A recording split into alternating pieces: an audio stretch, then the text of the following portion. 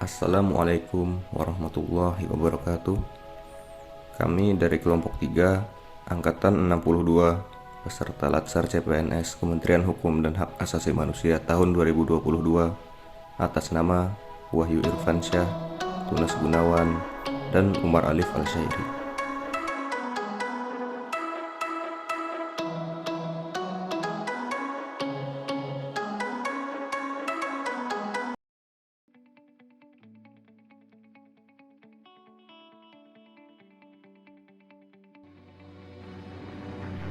Jepang menduduki Indonesia pada tahun 1942 setelah mengalahkan pasukan Belanda yang menguasai Indonesia atau pada saat itu dikenal dengan Hindia Belanda.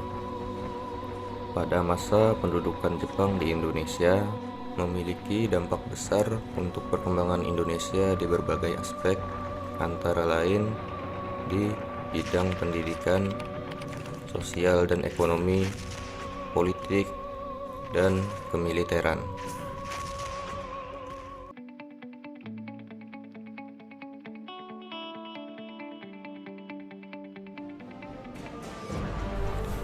Selama masa kependudukannya di Indonesia, Jepang membuat berbagai kebijakan yang sebagian besar merugikan rakyat Indonesia, sehingga timbullah pemberontakan oleh rakyat Indonesia di berbagai daerah.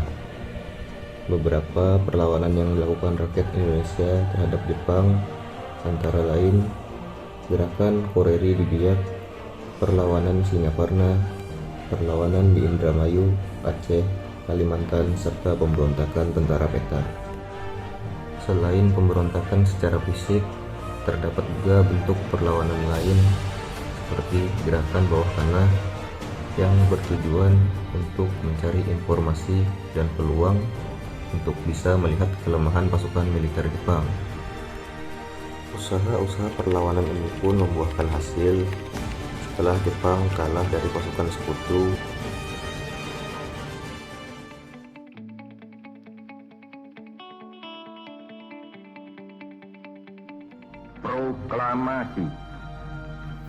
Proklamasi kemerdekaan merupakan tonggak awal berdirinya negara Republik Indonesia.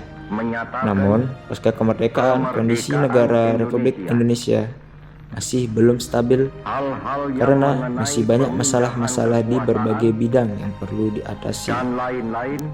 Setidaknya ada 4 bidang yang perlu dibenahi oleh pemerintah pasca proklamasi mempengaruhi kehidupan masyarakat, antara lain bidang ekonomi, bidang politik, bidang sosial dan budaya, serta bidang pendidikan, di mana pemerintah pada saat itu berupaya keras dengan berbagai upaya untuk membuat kondisi Indonesia menjadi stabil dan membaik.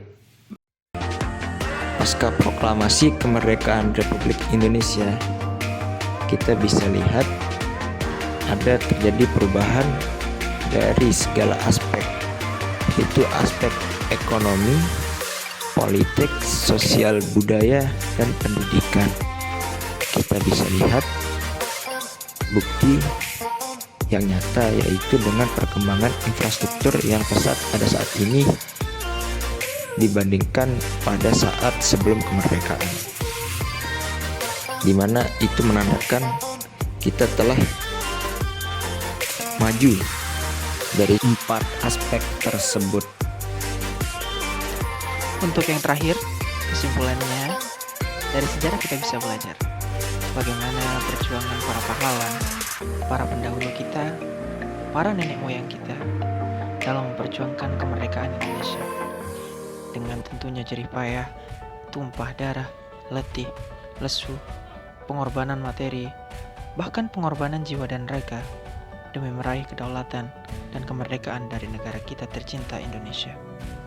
Oleh karenanya, marilah kita sama-sama menjaga karunia yang diberikan Sang Maha Pencipta, seraya berusaha agar Indonesia semakin jaya ke depannya. Sekian dari kelompok kami, terima kasih. Wassalamualaikum warahmatullahi wabarakatuh.